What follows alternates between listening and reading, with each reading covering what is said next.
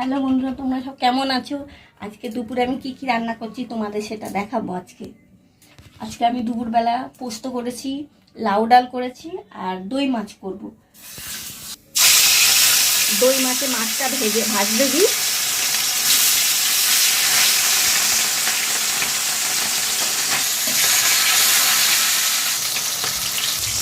মাছগুলো একটু ভাজা হয়ে গেছে, এবার আমি উল্টিয়ে দিই।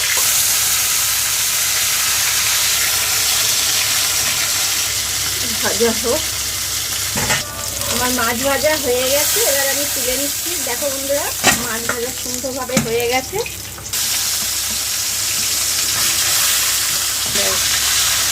ভাজা হোক, আমার মাছ ভাজা হয়ে গেল।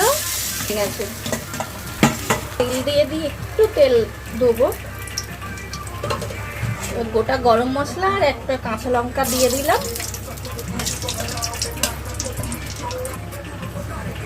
একটু ভাজা হবে, পেঁয়াজ বাটাটা দিয়ে দেবো। পেঁয়াজ বাটাটা দিয়ে দিলাম পুরোটা।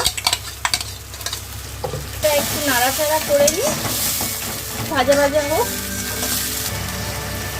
এরপরে একটু আদা একটু দিচ্ছি, রসুন বাটা দিচ্ছি, পরিমাণ মতন দেবো আর নাড়াচাড়া করে নিলাম। রসুন ভাজা ভাজা হয়ে গেছে, এবার আমি মশলাগুলো একটা একটা করে দিয়ে দেবো। এই একটু আর গুঁড়ো,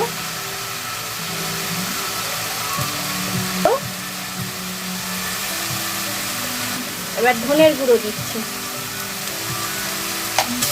দিয়ে ভালো করে এটা নাড়াচাড়া করবো। এবার নুন দেবো পরিমাণ মতো, নাড়াচাড়া করে নিই, ভালো করে মশলাটা কষে নেবো। এবার একটু মিষ্টি দেবো, দই মাছে একটু মিষ্টিটা লাগে। এবার মশলাটা কষা হয়ে গেছে, এবার আমি দই দিয়ে দেবো। দইটা আমি একটু মিক্সিতে একটু ফাটিয়ে নিয়েছিলাম, নাহলে ছানা ছানার মতন থাকে। দই দিয়ে দেবো।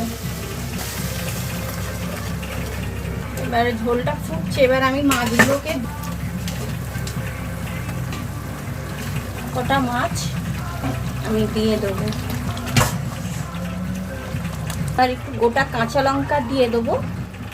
দিয়েছি ঝালের জন্য, এটা যা সৌন্দর্যটা দেখার জন্য। হয়ে গেছে, আমি এরকম ঝোল ঝোল রাখবো, কারণ কি আমাদের বাড়িতে লোকজন তো আছে, তাই জন্য।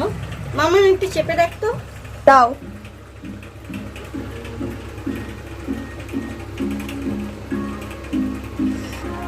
ভালো হয়েছে, ভালো হয়েছে।